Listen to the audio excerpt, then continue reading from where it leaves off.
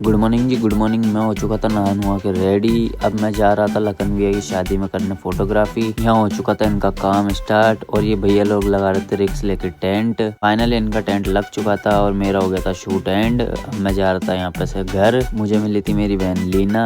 फिर मैं आगे जा रहा था तो आगे खेल रहे थे दीशु वगैरह क्रिकेट। यहाँ पे हो चुकी थी बारिश स्टार्ट और इनका हो चुका था क्रिकेट एंड। ये आ रहे थे मेरे साथ। थोड़ी देर बाद बारिश में भीगता हुआ आया था योगेश मेरे घर। यहाँ हो रही थी बहुत तेज बारिश। फिर शाम को रुक गई थी बारिश। में आया था बाहर, आने लग गई थी हल्की हल्की धूप। उसके बाद मैं जा रहा था डफली को छोड़ने उसके घर। डफली को मैंने उसके घर छोड़ दिया था और ये आ रही थी सैंडल उतार के अंदर। मामा के घर का नजारा था बहुत प्यारा और यहाँ पर गया था इनके घर में पानी। उसके बाद यहाँ से फ्री होके मैं जा रहा था करण भैया के घर। भैया को लेके हम जा रहे थे मोबाइल वाले भैया की शॉप पे। वहाँ पे ये दोनों कर रहे थे मेरी चाबी से मजाक। उसके बाद मैं निकल चुका था घर के लिए। डिवाइडर पे चढ़ा दी थी इन भाइयों ने कार। ये इसको निकालने की कर रहे थे बहुत देर से कोशिश, लेकिन ये कार निकल नहीं रही थी। फिर ये निकल चुकी थी थोड़ी देर बाद, लेकिन हो चुकी थी ये पंचर। उसके बाद मैं आ लिया था मेरे घर। फिर नहा धो के हो गया था मैं भैया की बारात के लिए रेडी। यहाँ हो चुका था मेरा काम स्टार्ट और ये हमारे लखन भैया लेके निकल रहे थे बारात। और ये मेरा भाई अमन था टेंशन में, इसकी शादी होगी पता नहीं कब। मैं कर रहा था यहाँ पे इन महिलाओं की फोटोशूट। यहाँ नाच रहे थे मेरे सारे दोस्त। अमन को कंधे पे बैठा के नचा रहे थे भैया।